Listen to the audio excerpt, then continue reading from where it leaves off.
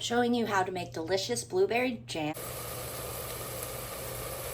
Okay, it's all boiling up. I'm using my whisk to try to kind of mash these blueberries down.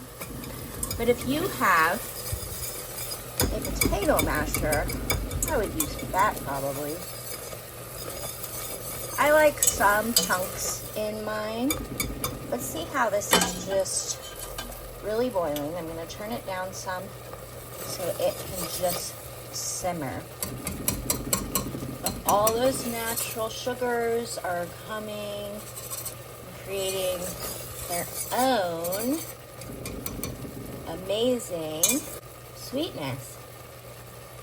Now mash them till they're how you want them. And turn the burner off. I'm just gonna add these to, it will cool.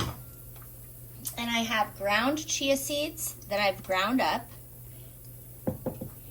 And for a little bit more sweetness, I'm just going to add some agave.